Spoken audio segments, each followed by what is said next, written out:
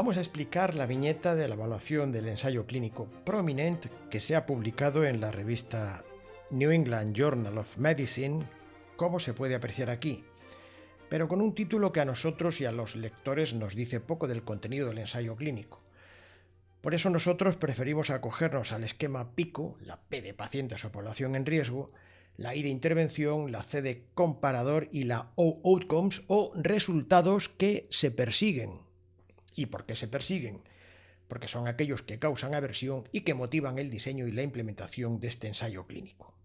De esa manera, nuestro rótulo es mortalidad y morbilidad cardiovascular en pacientes con diabetes tipo 2 y triglicéridos de 200 a 500 miligramos por decilitro en sangre, con o sin enfermedad cardiovascular, a cuyo tratamiento estándar se añade pemafibrato frente a placebo durante 39 meses de tratamiento y seguimiento. Muy bien, la viñeta la ha llevado a cabo, como puede apreciarse aquí, María Cerezo Ríos, con el apoyo metodológico de la Oficina de Evaluación de Medicamentos y con la edición de la propia viñeta. Se encuentra en nuestra página web, en la pestaña Viñetas, como puede apreciarse aquí, y se puede acceder bien, en el índice, yéndose a la categoría Viñetas o escribiendo en la caja de búsquedas algo que tenga que ver con el título o en el rótulo. Por ejemplo, Prominente. Muy bien, pues aquí está. Pues se puede visitar, se puede consultar en este espacio de la página web y también se puede descargar en forma de PDF. Como es habitual, debajo del PDF tenemos las hojas con los cálculos de los resultados para profesionales sanitarios, pero también para cualquier persona que se desempeñe bien gráfica y o aritméticamente.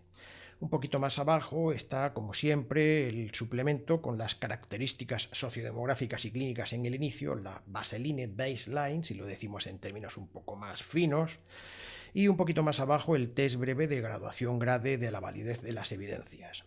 Aquí un poquito más abajo, con este título de color azul, está el espacio para poner el vídeo que estamos grabando en este momento por si a alguien le resulta más cómodo escucharlo, verlo, con las inflexiones de voz y con algunas explicaciones que están más allá de lo que escribimos en la propia viñeta, en lo que escribimos en el PDF.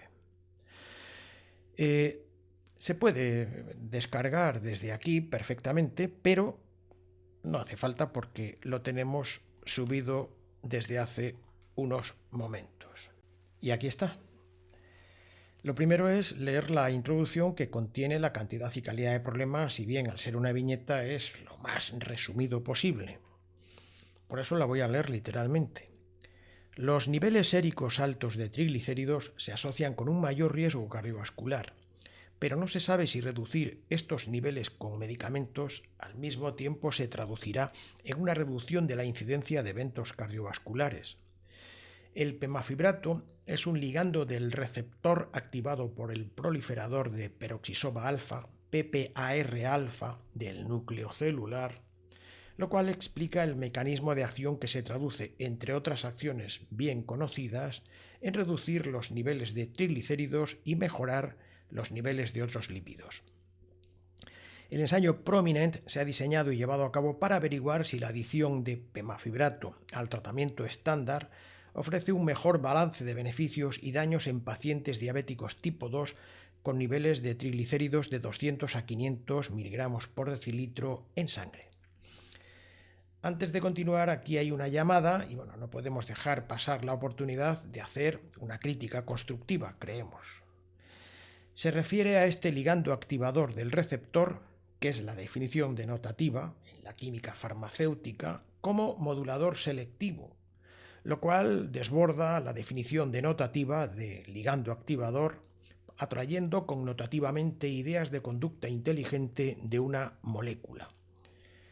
El término o el sintagma modulador selectivo nos da una idea de una conducta inteligente.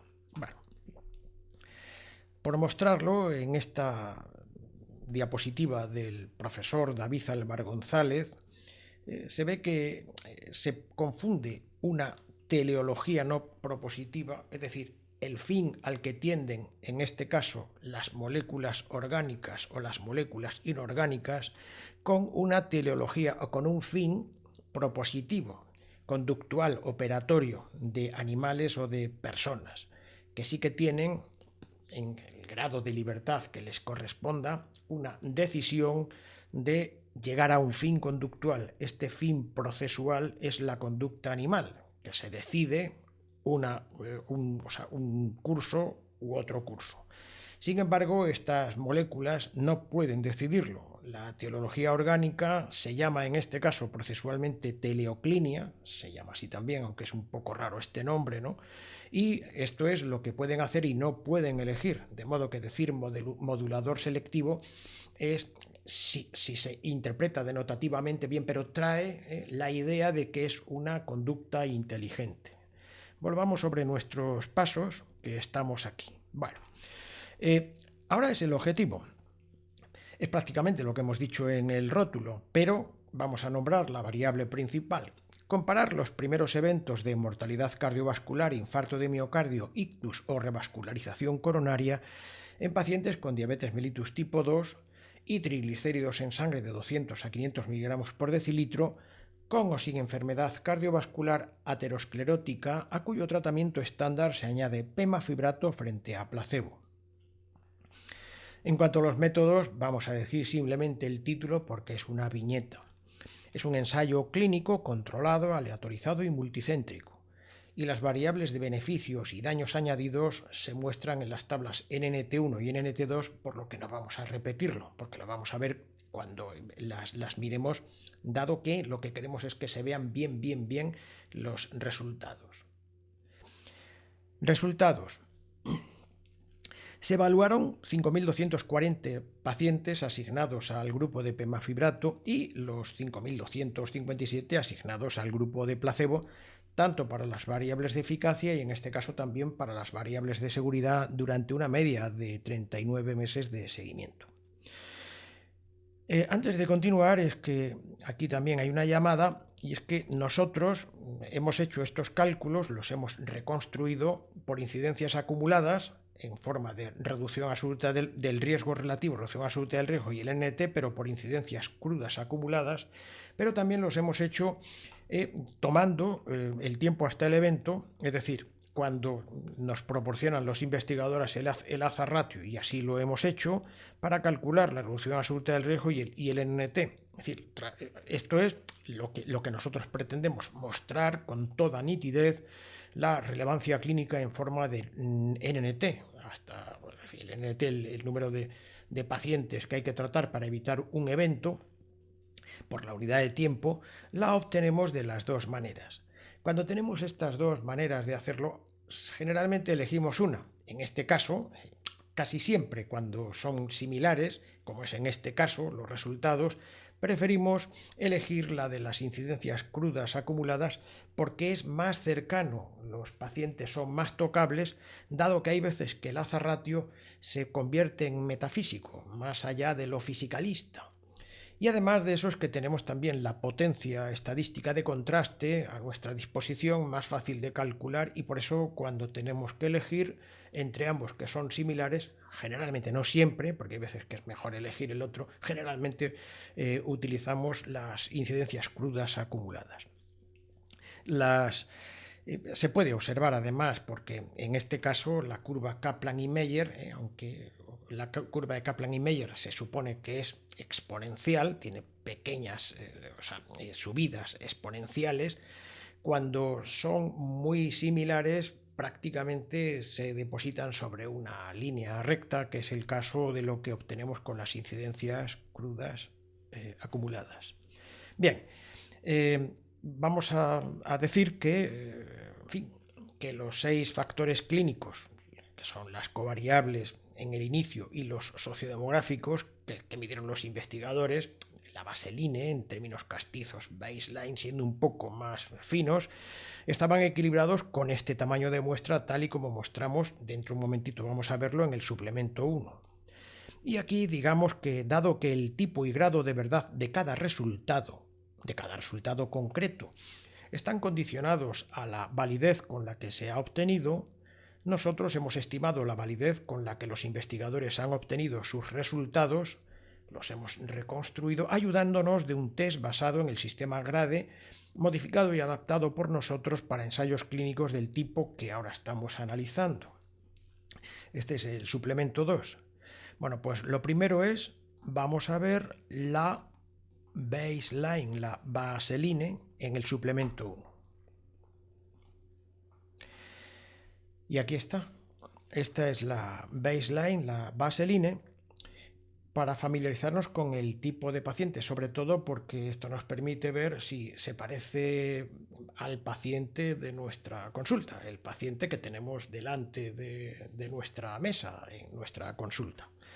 Muy bien, como ya he sabido, las características sociodemográficas y clínicas en el inicio son factores que van en la dirección del evento. Así, por ejemplo, en los eventos que vamos a medir aquí, que han medido los investigadores y que nosotros reconstruimos, pues por ejemplo el color del pelo no parece que intervenga, al menos no sabemos que intervenga en los resultados cardiovasculares. En principio pensamos que no, que ser rubio o moreno, pues que esto no hay diferencia en los resultados. Por eso son factores que están explicando el resultado y que deben estar equilibrados en el comienzo, en el inicio. En las horizontales, en las líneas, tenemos esos factores clínicos o sociodemográficos y en las columnas los tratamientos. Solemos casi siempre escribir en la primera columna el aspirante, el grupo de intervención, aquello que intenta igualar o derrocar al tratamiento que está, el tratamiento control, ¿no? O sea, que es la segunda columna, en este caso es el placebo, ¿no? Y aquí, para que se vea con facilidad, calculamos la P para la diferencia entre ambos grupos, de modo que nos permite ver si hay una diferencia simplemente visitando el número. Como regla del dedo, decimos que cuando la P es menor de 0,05, la diferencia es estadísticamente significativa. Bueno, eso es una regla del dedo y en este caso no es bueno, porque de lo que se trata es lo contrario, de que aquí no haya una diferencia estadísticamente significativa para que los dos grupos sean iguales, si es posible, siameses, dos grupos tomados de una población universo que sean iguales y que la única distinción sea el tratamiento de intervención frente al tratamiento de control. Cuando la P es debajo de más pequeña de 0,05, en tanto por 1, lo denotamos con un color rojo. Como aquí no hay ningún color rojo, pues entonces ya nos dice visualmente que con este tamaño de muestra de 5.240 y 5.257 no encontramos diferencia estadísticamente significativa. Bueno, puesto que no hay diferencia entre ambos, significativa, en este caso diferencia estadísticamente significativa, vamos a ver el grupo de control porque el otro no puede ser muy distinto, claro está. Bien, la edad en años, la mediana es de 64 años con un rango intercuartílico que va desde 58, que es el percentil 25, a 70, que es el percentil 75. Esta es la edad del paciente. Bien. En cuanto a mujeres, pues están hiporrepresentadas. Hay un 27% y el resto son hombres, claro está, varones, mejor dicho, ¿no? Este es uno de los criterios de estratificación, el sexo, varones o mujeres. En cuanto a la hemoglobina glicosilada, en porcentaje es el 7,3%, con un rango intercuartílico que va de 6,5 a 8,1. Y el índice de masa corporal un poquitín por encima de 30, ya lo vemos, o sea que están un poco en el sobrepeso, diríamos, ¿no? Que son 32 kilogramos por metro cuadrado de superficie, con un rango intercuartílico también de 28 a 35. En cuanto a la región geográfica, simplemente por denotarlo, en este caso pues la mitad son europeos, el 48%, de Estados Unidos y Canadá el 25% y pues América Latina, Sudáfrica, Japón y la India pues un 26%. Nosotros preferimos decir, pues Sudamérica, pero bueno. Bien, En cuanto a la raza o grupo étnico, está representada en mayor proporción, con un 86%, la blanca, ¿no? La raza negra un 2,6%, la asiática un 4,8% y las otras, bueno, el resto 6,2%. En cuanto a los factores de riesgo cardiovascular, diabéticos, lo hemos querido poner aquí, aunque los investigadores no lo ponen, pero para recordarnos que son todos diabéticos tipo 2, el 100%, ¿no? Con el diagnóstico de la diabetes en más de 10 años, diabetes establecida desde el diagnóstico, pues casi la mitad, el 45,7%. Hipertensión, sin que sepamos muy bien a qué se refiere con hipertensión, son el 91% y fumador actual el 17%. En cuanto a los subgrupos en prevención primaria, vamos a ver, ellos se refieren en prevención primaria como varón de más de 50 años o mujer con más de 55, ambos sin enfermedad coronaria aterosclerótica, ¿verdad? Bueno, pues estos son el 33%, la tercera parte, y las 2/3 partes restantes, el 67% restante, son el subgrupo en prevención secundaria, que es un varón o mujer de más de 18 años con enfermedad coronaria aterosclerótica. Y aquí falta una A y la voy a poner en este momento. No me he dado cuenta, pues, en fin, ni tampoco la evaluadora no nos hemos dado cuenta. Muy bien. Este también es otro criterio de estratificación. Prevención primaria con esta definición y prevención secundaria con esta definición. En cuanto a las medicaciones concomitantes, las estatinas de cualquier intensidad, el 95%. Este es otro criterio de estratificación. Es decir, aunque son muy pocos, hay que toman estatinas o que no toman estatinas en el inicio. Fundamentalmente es porque no las toleran, claro está, ¿no? Bien, las estatinas de alta intensidad, que están definidas como atorvastatina por encima de 40 miligramos día o rosuvastatina por encima de 20 miligramos día, pues son las 2/3 partes, un 68%, y el resto, pues no, claro, ¿no? En cuanto a los análogos de GLP-1, el 9,1%, inhibidores de SGLT2, de lo que es el cotransportador sodio-glucosa, 16,5%, en este caso son los inhibidores, claro está. Y en cuanto al resto de medicaciones hipoglucemiantes, pues nos gustaría que lo dijeran, pero no lo informan, de modo que lo hemos puesto nosotros aquí, ellos no lo dicen, pero creemos que es interesante el que hubiéramos sabido qué medicaciones hipoglucemiantes estaban tomando estos pacientes en el inicio. En cuanto a medicación antihipertensiva, los IECA o ARA2 están presentes en el 80% de los pacientes. Bueno, pues aquí hemos terminado con la baseline, la baseline, dicho en términos castizos, y vamos a irnos al test grade de evaluación de graduación de la validez de las evidencias. Este test grade adaptado por nosotros contiene una serie de preguntas cuyas respuestas nos dan una idea prudencial, porque eso no es científico, de cuánto estimamos nosotros que este ensayo clínico se diferencia tanto en el diseño como en la implementación del ensayo clínico de un ensayo que fuera canónico, del ensayo teórico. Eso es lo que nosotros y otros evaluadores estimamos como validez de la evidencia, la distancia que hay al ensayo clínico teórico canónico. No podemos llegar más allá. Preferimos decir nosotros validez en lugar de calidad de la evidencia y aún menos certeza de la evidencia. No nos gusta utilizar ese último término porque creemos que la palabra validez aquí es la que más se acomoda, ¿no?, a lo que pretendemos, ¿no? Bien, entonces vamos con las preguntas, ¿no? La primera es la pregunta pico. ¿La pregunta pico es clara y precisa? Bueno, pues digamos que sí lo es en la P de población, en la I de intervención y la C de comparador, pero en el origen, no en el resultado, outcomes, no nos parece que sea precisa. ¿Por qué? Porque el objetivo es comparar los primeros eventos de mortalidad cardiovascular, infarto de miocardio, ictus o revascularización coronaria, digamos lo mismo en pacientes con diabetes mellitus tipo 2, triglicéridos de 200 a 500 miligramos por decilitros, con o sin enfermedad cardiovascular aterosclerótica, a cuyo tratamiento estándar se añade pemafibrato frente a placebo. ¿Por qué no consideramos que esta variable de resultados, esta outcomes, es precisa? Porque esta variable combinada es primer evento de mortalidad cardiovascular o infarto o ictus o revascularización, que aunque matemáticamente sea válida para calcular el tamaño de la muestra, es un concepto oscuro y confuso, además no experiencial por quimérica. Bueno, remitimos al lector, cuando lo veamos, a un punto de vista que hemos grabado a este efecto en la página web, en Evalmed, por si alguien quiere profundizar.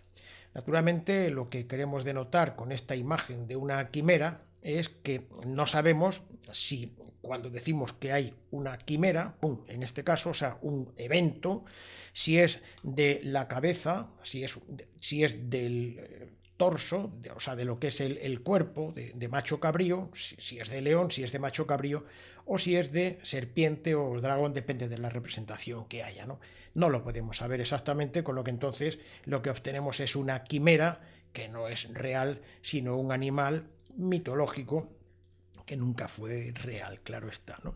¿Fue correcta la aleatorización? Pues sí, porque después de un periodo de rodaje de 21 días, un running, dicho así, en fin, que suene un poco más en español, un running, que este periodo de rodaje se hace con placebo, solamente, o sea, aquellos que cumplían, o sea, que tenían una adherencia de más del 75% de las tomas a este placebo, esto se hizo mediante una computadora, ya entonces estos son los que se aleatorizan y se asignan uno a uno, estratificando por los tres criterios que hemos dicho anteriormente: el sexo, la enfermedad cardiovascular establecida y la toma de estatinas en el inicio. Bueno, se asignaron, como hemos visto anteriormente, 5.240 pacientes a pemafibrato y 5.257 a grupo de placebo. Bueno, pues para las variables de seguridad fueron los mismos, y en esto, bueno, pues esto es lo mejor, claro, ¿no? Bien, ¿la asignación fue oculta para los reclutadores? Pues sí, pues se utilizó un sistema de voz interactivo. Los factores pronósticos estaban equilibrados en el inicio, lo hemos visto en la vaseline, hemos visto que los 2 factores sociodemográficos y los 6 factores clínicos que midieron los investigadores en el inicio estaban equilibrados con este tamaño de muestra, o sea, con este tamaño de 5.240 y 5.257. En la implementación, puesto que normalmente en este tipo de publicaciones no se hace mención de qué es lo que sucede en el ensayo clínico, pues no tenemos motivos artificiales de desequilibrio. Es decir, que no podemos imputarlos pues porque no los hemos leído. No podemos decir que, o sea, que no los ha habido, pero nosotros no los hemos visto en la lectura del protocolo, protocolo no, en este caso sería del estudio y del suplemento. Muy bien. ¿Se mantuvo oculta la secuencia de aleatorización para los pacientes y los médicos que hacen el seguimiento? Sí, lo dejamos aquí dicho. ¿Se asignan, y para los que asignan los eventos y para los que obtienen los datos de laboratorio? Pues sí, un comité de asignación de eventos clínicos primarios y secundarios estaba cegado. Y también estaba cegado un comité de asignación de datos de laboratorio. ¿Es completo el seguimiento no deteniéndose antes de lo proyectado? Sí, se detuvo por futilidad, a sugerencia del Comité de Seguridad, tal y como estaba preestablecido, si en un determinado tiempo o un determinado número de eventos el valor de la P para la diferencia, bueno, pues si este valor era, pues por así decir, mayor que el valor crítico que se establece para ese tiempo, para ese tamaño o para ese número de eventos conjunto, ¿no? Bueno, esto es lo que llamamos la penalización de la P, función de gasto, y ahora mismo no nos vamos a entretener con ello. ¿Se tienen en cuenta las pérdidas y las discontinuaciones de los tratamientos asignados para el análisis de sensibilidad? Bueno, pues informan que las discontinuaciones de tratamientos estaban equilibradas, incluso, en fin, el apéndice lo muestra en la figura que aquí decimos, y decimos que, o sea, lo muestra como que hay una P para la diferencia que no es estadísticamente significativa, 0,22791, pero en realidad no informan los números absolutos, informan simplemente la P para la diferencia. Bueno, las pérdidas estaban equilibradas, pues fueron las pérdidas de seguimiento, porque fueron el 1,1% y el 1,2%, 60 y 63, La P, por supuesto, no estadísticamente significativa. Se hacen los cálculos por intención de tratar. Bueno, por las variables primarias y secundarias se calcularon por el criterio de intención de tratar. Bien. Los resultados son consistentes después del análisis de sensibilidad. El único análisis de sensibilidad del que dan cuenta los autores es el que calculan sin los pacientes que habían sido censurados por COVID, que no afectaron a los resultados de sus variables primarias y secundarias. Esto es lo que resolvieron. No especifican análisis de sensibilidad de discontinuación de tratamiento y pérdida, pero estimamos que no afecta al resultado al ser similares en ambos grupos. Financiación. Estuvo financiado por el Instituto de Investigación del Laboratorio Farmacéutico Koba, el laboratorio japonés, creo que es japonés, sí, es japonés. El protocolo del ensayo fue diseñado por miembros académicos del comité ejecutivo con aportaciones de médicos y expertos que estaban empleados por el financiador.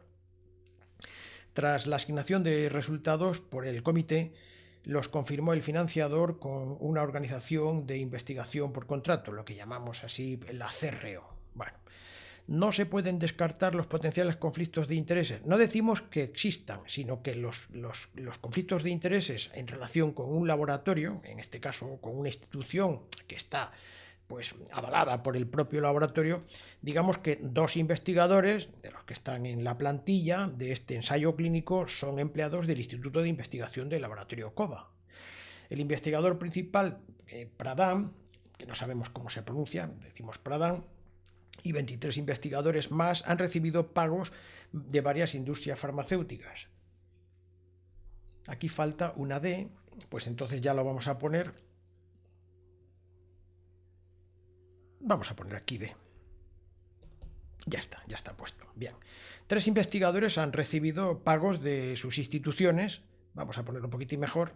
3 investigadores han recibido pagos de sus instituciones, las cuales habían recibido fondos de la industria farmacéutica. 7 investigadores declaran no conflictos de intereses financieros con industrias farmacéuticas. Como podemos ver aquí, solamente podemos evaluar aquello que, bueno, que podemos tocar, ¿no? Que son, bueno, pues los conflictos de intereses financieros, ¿no? Es cierto que hay otro conflicto de intereses que no son financieros, que son de posición o de ideología, una ideología o de un trabajo que uno está resolviendo aunque no gane más dinero.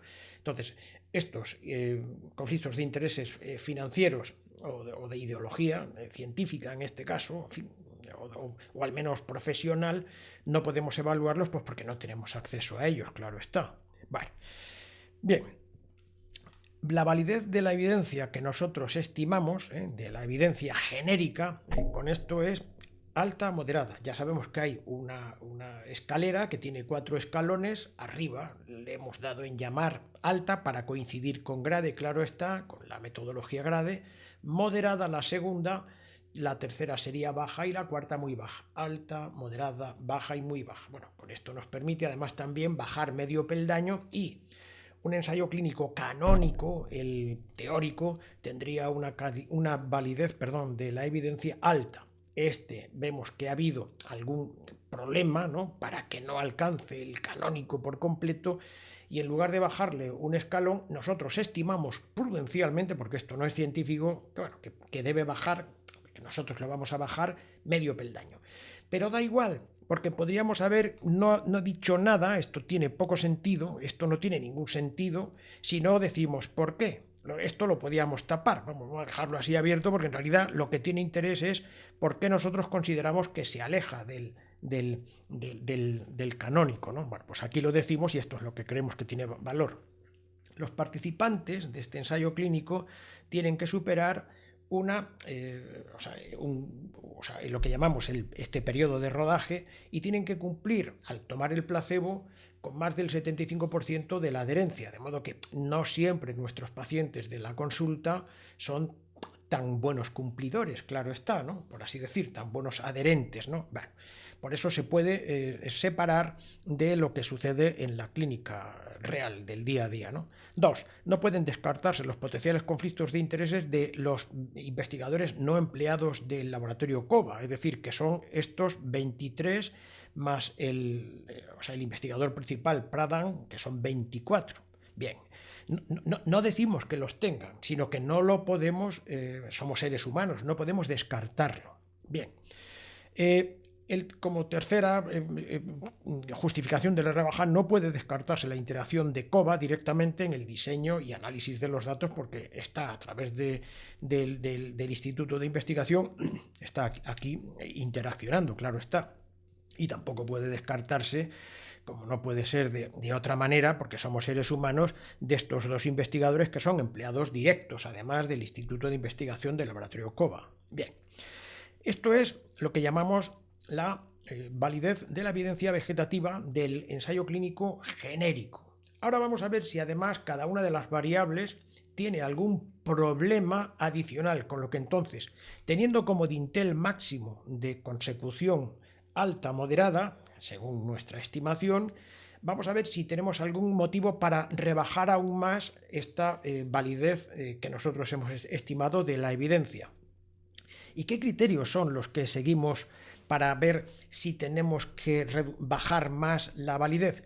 Pues tiene que ver con que cada variable, en este momento vamos a evaluar las operaciones para la definición, que sea clara y concisa, que sea operable, para ver qué operaciones ha habido para la búsqueda del resultado, la búsqueda, o sea, con qué criterios operatorios se ha hecho, cómo se han obtenido los resultados y cómo se han confirmado los casos, o sea, casos o resultados, claro está, ¿no? Bien, bueno, pues primero vemos las variables experienciales, que son las individuales, y después vemos las variables no experienciales, que son más como diríamos, bueno, no vamos a decir, son no experienciales, ¿no? Bueno, pues las variables experienciales no tenemos motivos para rebajar, porque creemos que las operaciones de definición, búsqueda, obtención y confirmación de casos son correctas, con lo que entonces mantienen la validez que nosotros hemos estimado genérica para el ensayo clínico, que es alta moderada. Bien, sin embargo, los efectos adversos informados por los investigadores estimamos que no tiene toda esta, por así decir, bondad de definición, búsqueda, obtención y confirmación de los casos, por lo que entonces estimamos que hay que reducir, que hay que rebajar la validez de lo que han obtenido, claro está, ¿no? Bien, por eso, como de alta moderada, creemos que al menos medio peldaño lo podemos rebajar. Estamos explicando el por qué, claro está. Bien, en cuanto a las variables no experienciales, bueno, pues tenemos aquí esta variable que es la variable que ellos consideran principal, que está muy bien para para el cálculo del tamaño de la muestra, y tienen el problema de que si en este caso no hay una diferencia estadísticamente significativa entre la intervención y el control, pero se encuentra el investigador con un problema de entendimiento de qué quiere decir una variable combinada, porque creo que mucha gente realmente no entiende muy bien qué es lo que quiere decir una variable combinada en cuanto a sujetos corpóreos, experiencialmente hablando. Bueno. Entonces, digamos que en cuanto al resultado formal matemático, es alta moderada porque, porque tienen estas consideraciones de que tienen definición, búsqueda, obtención y confirmación de los casos como primer evento de cualquiera de lo que esté en medio. Es en el interior lo que para nosotros tiene, por eso decimos que formalmente como fórmula matemática es alta moderada, pero no materialmente, no materialmente. ¿Por qué? Alta moderada, decimos, en cuanto a su resultado formal, pero no material. El resultado numérico es autorreferencial, formalmente sin estar conectado con un referencial fisicalista materialmente. Es decir, que, como explicamos en ese punto de vista, la matemática funciona. Pero lo que está representando eso no son sujetos corpóreos, no lo son. La variable combinada, esta que llamamos mortalidad cardiovascular, infarto de miocardio, ictus o revascularización coronaria, aunque matemáticamente sea válida para calcular el tamaño de la muestra, es un concepto oscuro y confuso y además no experiencial. Lo hemos repetido ya 40 veces.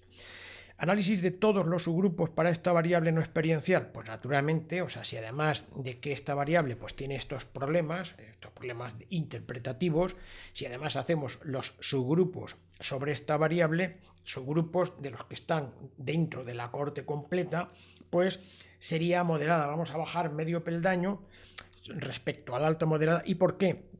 Primero, por las mismas razones que hemos rebajado a la corte completa. Pero hay que sumar a esto también el que los subgrupos son más pequeños, reduciendo con ello la confianza en el equilibrio entre los 6 factores clínicos covariables en el inicio entre el grupo de intervención y el grupo de control. ¿Por qué? Pues porque naturalmente al ser más pequeños además no están aleatorizados, los pacientes no están aleatorizados por los subgrupos. En este caso sí estarían, porque las 4 covariables que nosotros hemos utilizado para la estratificación sí que están equilibrados. Sin embargo, nos repetimos en lo mismo porque ya los denominadores son más pequeños y eso quiere decir que los intervalos de confianza ya van a ser más extensos, menos precisos, ¿no? Por eso decimos que es moderada, que estimamos que es moderada. Bueno, y aquí hemos terminado con la graduación de la validez de las evidencias. Vamos a pasar a los resultados. Los resultados solemos presentarlos primero las variables de beneficios experienciales, las variables de beneficio no experienciales en segundo lugar y en tercer lugar los efectos adversos, que generalmente son experienciales, aunque también hay variables de laboratorio que no lo son. Y en este caso es pertinente el decirlo porque también vamos a ver, aunque no están aquí reflejadas, las variables intermedias, que son las diferencias de medias de estos valores de laboratorio que veremos dentro de un momentito. Bueno, de momento vamos a mirar las variables que están aquí en la hoja de cálculo, en la calculadora que tiene este aspecto, que ya lo vemos, aquí son los beneficios, las variables de beneficio experienciales primero y debajo las no experienciales, y aquí tenemos los efectos adversos. Bueno, pues vamos a mirarlo, que es fácil de identificar con nuestras hojas de cálculo. Bueno, lo primero es que tenemos por costumbre poner siempre el grupo de intervención en la primera columna y el grupo de control en la segunda columna. Es muy fácil para nosotros identificar cuando la diferencia es estadísticamente significativa, porque cuando eso sucede en el NNT, pues lo denotamos con, bueno, primero le ponemos un fondo de color amarillo para resaltarlo, y cuando son beneficios que favorecen al grupo de intervención, que generalmente es para lo que se hace el ensayo clínico, ojalá que favorezca al grupo de intervención, lo ponemos de color verde para decir esto es bueno para el grupo de intervención. Y cuando es malo para el grupo de intervención, pues lo ponemos de color rojo. Vale. Dado que, vamos a quitarlo porque no está, dado que no hay ninguno en las variables de beneficios, nos está diciendo que no hay diferencia estadísticamente significativa en ninguna de estas variables. Bueno, como aquí tenemos el fact box o hoja de información al usuario, en la que lo decimos, con la estimación puntual solamente, ¿no? Una forma lo más fácil de comprender para el usuario, ¿no? Que no tenga decimales si es posible, hay veces que hay que ponerlos, ¿no? Pero que no tenga desviación estándar ni intervalo de confianza, porque eso es ya ponernos en una creencia de que todos van a interpretarlo, y eso no es verdad. Pues entonces nos vamos a ir directamente a lo que dicen los factbox, la hoja de información al usuario que tenemos siempre aquí a la derecha. Bien, podemos decir que en 39 meses de tratamiento y seguimiento, la mortalidad cardiovascular, la mortalidad por todas las causas, no hay diferencia estadísticamente significativa, porque suceden en 39 meses 8 por término medio y 8 en el grupo de intervención, 8 y 8 en el grupo de placebo. Hay aquí una similitud. No vamos a analizar los 3 tiempos biográficos porque no hay diferencia entre ellos, ¿no? Bueno, se ve además porque si esto hubiera diferencia entre ellos, el tiempo de prolongación, esto lo podríamos poner de color así, si hubiera alguna diferencia, pero es que no hay diferencia de prolongación del tiempo de supervivencia libre de evento, que es lo que dice esta columna, que es donde hay que buscar el beneficio. En cuanto a la mortalidad cardiovascular, suceden en 39 meses 3 con el grupo de pemafibrato y 3 con el grupo de placebo. El infarto de miocardio no fatal son 4 con el grupo de pemafibrato, 4 con el grupo de placebo. El ictus isquémico no fatal, 2 con el grupo de pemafibrato y 2 con el grupo de placebo. La revascularización coronaria, 6 en el grupo de pemafibrato, 6 en el grupo de placebo, y la nueva aparición o empeoramiento de enfermedad arterial periférica, 3 con pemafibrato y 3 con placebo. En cuanto a las variables no experienciales, bueno, pues tenemos aquí el primer evento de mortalidad cardiovascular, infarto agudo de miocardio o ictus, que esto es lo que nosotros llamamos apocopándolo, no por ser graciosos ni mucho menos, pero para que el lector se dé cuenta de que esto nosotros lo vamos a llamar un Morcevia mictus, es decir, como si alguien tuviera un evento de Morcevia mictus. Naturalmente eso tiene poco sentido experiencialmente para los pacientes, porque podríamos tener la circunstancia de que aquí hubiera pues un vecino nuestro que nos dijera: mi vecino, el que tengo yo por encima, pues ha tenido un Morcevia mictus. Y yo le puedo decir: anda, pues el otro vecino que tengo yo ahí a la izquierda, pues también ha tenido un Morcevia mictus. Dice: pero si el tuyo se ha muerto. Claro, ha muerto de muerte cardiovascular. Dice: pues el mío está estupendamente bien, vamos, o sea que ha superado eso. Es decir, esta experiencia de que esté muerto o esté vivo es tan distante que un paciente, una persona de la calle, pues naturalmente, que es el que, en este caso, el que lo está interpretando bien, pues para él no tiene experiencia humana, ¿no? Entonces, está claro que matemáticamente sí que nos vale el Morcevia mictus para calcular, pero experiencialmente no tiene, una fenoménica, ninguna experiencia fenoménica material para ningún paciente, y realmente tampoco para nosotros, en realidad, ¿no? Bueno, entonces, está ahí puesto, matemáticamente, y se producen 7 eventos, primeros eventos, no sabemos si de mortalidad, infarto o miocardio, porque es que no sabemos lo que sucede aquí dentro, no podemos decirlo, ¿no?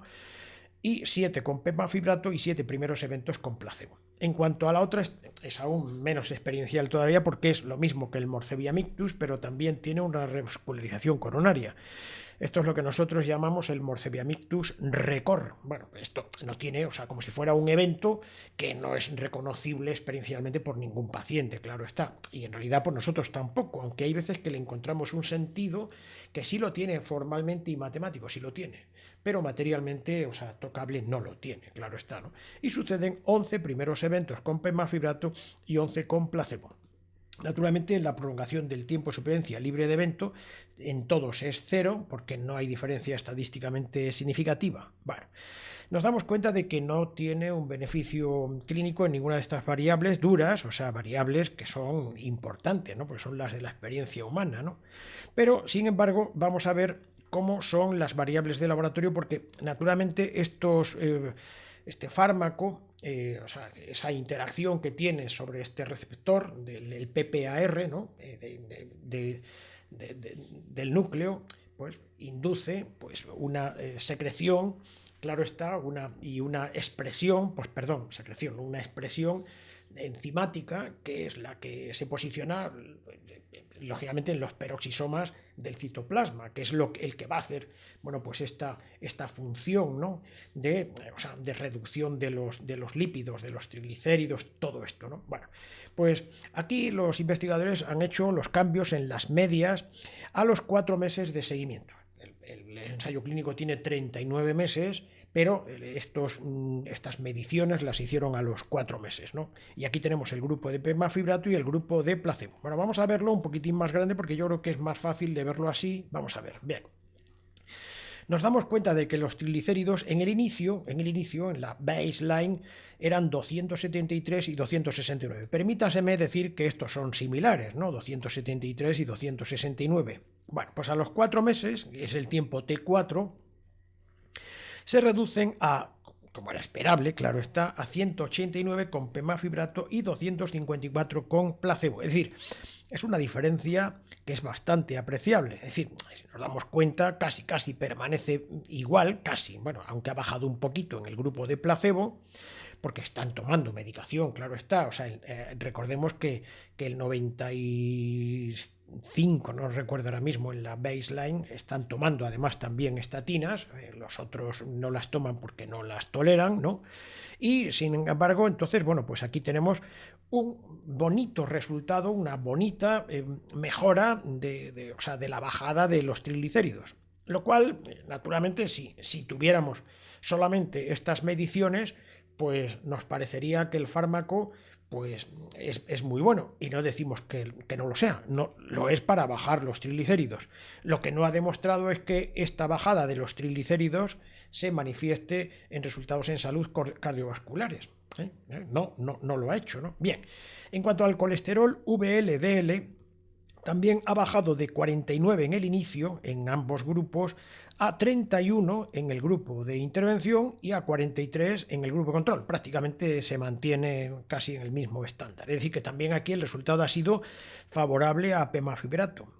En cuanto al colesterol remanente, que es una forma actual que nosotros realmente la consideramos un poco idealista y metafísica, naturalmente, que es, en fin, siempre sospechamos que a lo mejor hay aquí algún interés, no decimos que sea malicioso, pero bueno, un interés, de racionalización de aquello que no tiene razón. Pero bueno, que es el colesterol remanente, que es la diferencia entre el colesterol total menos el colesterol LDL menos el colesterol HDL, como si no estuvieran aquí representados todos los demás, muchísimo mejor que tener que acudir a esto. Bueno, pues este colesterol remanente, que dicen, bueno, que se llama así ahora modernamente, y ojalá no se utilizara, ¿no? Pues tenemos 47 miligramos por decilitro y bajan a 32 y a 39. Entonces, en principio, también favorece al grupo de pemafibrato. Bien.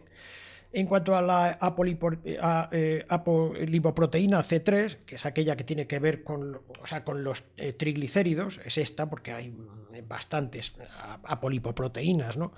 Pues de 15 miligramos por decilitro que tienen ambos grupos en el inicio, se reduce a 11, lo cual en este caso favorece, es bueno para el grupo de pemafibrato frente a los 15 del grupo de control, ¿verdad? Del grupo de placebo. Bien, en cuanto al colesterol total en sangre, bueno, pues son 161 y 161 en el inicio y se mantiene en 161, 162 y baja un poquito, prácticamente, baja un pelinín en el grupo de pemafibrato. Bueno, perdón, en el grupo de placebo, discúlpeseme, el grupo de placebo es este que está aquí, se me ha escapado el decirlo equivocadamente, 162 y 100. Pero bueno, en principio este es un resultado un poquitín peor con pemafibrato que con placebo, aunque son prácticamente iguales, ¿no?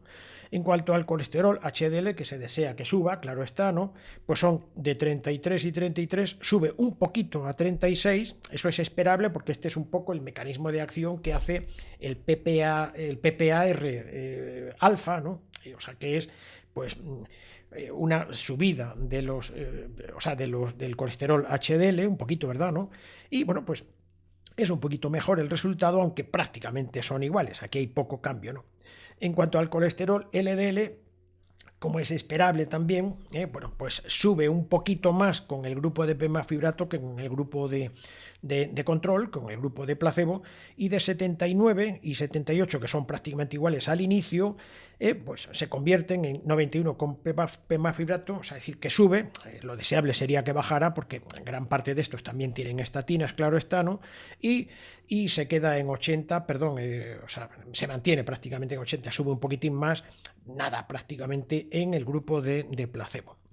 Y la apoproteína B, en este caso es la B100, suponemos que es la B100 y no la B48, la B100, pues está claro que esta APO B100, que es que sería el grupo proteico, ¿no? Que tiene pues toda esta envoltura, ¿no? Para la señalización y para unirse a los receptores diana, esta apolipoproteína, pues siendo 90 y 89 que son iguales, bueno, pues esta, pues va a ser la que ocupe este grupo APO de los LDL, como aquí hemos estado viendo, y es esperable que, como aquí ha subido el colesterol LDL, que naturalmente su grupo proteico pues sea también el que suba, ¿no? Y de 90 va a 93 y este de 89 se queda en 87, es decir, que es un poquitín peor, aunque claro, estas diferencias son no estadísticamente significativas. Pero bueno, lo que traemos a colación aquí es que, dado que han mejorado los perfiles de triglicéridos, aunque no ha mejorado o se han mantenido iguales, mejorado o iguales los perfiles lipídicos, incluso con las apolipoproteínas, la C3 y la B, que suponemos que es la B100, pues a pesar de todo volvemos a repetir que los resultados en salud no han cambiado, no han mejorado. ¿Por qué decimos esto? Porque estas variables, erróneamente, aunque no lo parezca, se suelen llamar subrogadas, pero no son subrogadas, porque subrogado es aquello que responde igual que aquello que, es decir, que el representante, esto serían, subrogado quiere decir representante, por así decir, ¿no? Es decir, que sería lo mismo que estarían representando al resultado en salud. Es decir, así por ejemplo, si fuera subrogado los triglicéridos o fuera subrogado el colesterol VLDL o cualquiera de todos estos, pues estaría representando, por ejemplo, a la muerte. Y daría lo mismo decir colesterol que muerte, porque, o sea, el representante está haciendo bien el representante del representado. Es decir, que el representante es el representante del representado, que en este caso sería la variable, la muerte o la mortalidad cardiovascular o el infarto. Es decir, que estos serían los representantes de los representados. Ahora, si no están haciendo una representación del resultado, porque está claro que el resultado no es similar en el grupo de intervención, en el grupo de control, estas variables duras, y aquí ha habido una mejora o un mantenimiento del nivel lipídico, está claro que entonces se reducen a lo que son variables intermedias del laboratorio que tienen su interés para el control de las enfermedades de los que ya están enfermos. Una vez que tiene una persona pues una condición, el seguimiento a través de estas pruebas de laboratorio tiene una utilidad estupenda, claro está, a veces no, pero bueno, al menos ahí sí mantienen, pero está claro que no podemos decir que estos son variables subrogadas porque no están hablando en nombre de la mortalidad, ni de la mortalidad cardiovascular, ni del infarto, ni del ictus, como hemos visto hace un momentito. De modo que son variables intermedias y como tales nos parecen muy bien que sean intermedias, ni más ni menos. Tampoco más, tampoco más, Vale. Muy bien. Y ahora ya nos queda ya el terminar con los efectos adversos. Los efectos adversos están aquí, resumidos, pero bueno, podemos irnos rápidamente para ver ya incluso a través del Factbox, como lo informaríamos a los pacientes, ¿no? Y tenemos por costumbre, bueno, pues tal como hemos dicho anteriormente, ¿no?, poner sobre fondo amarillo cuando hay una diferencia estadísticamente significativa. Si es verde, es porque está beneficiando al pemafibrato, al grupo de intervención. Y si es rojo es porque está perjudicándolo, o sea que es peor el pemafibrato que el grupo de control. Bueno, esa representación también la tenemos aquí, y en la hoja de información al usuario tenemos por costumbre dejar de color negro cuando no hay diferencia entre ambos, de color negro, y así pues lo vemos rápidamente. Y de color rojo cuando es el resultado más peor, y de color verde cuando es el menos peor. ¿Por qué? Pues porque los efectos adversos no queremos tenerlos de ninguna manera, de modo que todo efecto adverso ya es indeseable, O sea, tenemos una aversión a ello. Son malos siempre los efectos adversos, ¿no? Y entonces ponemos el menos malo de color verde y el más peor pues lo ponemos de color rojo, y de esa manera pues podemos informarlo a los pacientes con facilidad. Bien, podemos ver que no hay diferencias estadísticamente significativas en cualquier efecto adverso grave, serious, que son aquellos que como hemos descrito aquí, tienen, bueno, pues el paciente, bueno, pues tiene alguna de estas eventualidades que ahora mismo no las vamos a decir, pero vamos, sí que es cierto que interfieren en la calidad de vida de una manera importante, ¿no? Incluso, bueno, pues son efectos graves con amenaza de la vida. Si fueran muertes ya serían pues efectos mortales, claro está, ¿no? Pero bueno, estos son los graves, ¿no? Y suceden en 37 y 37 de cada 100 tratados en estos 39 meses.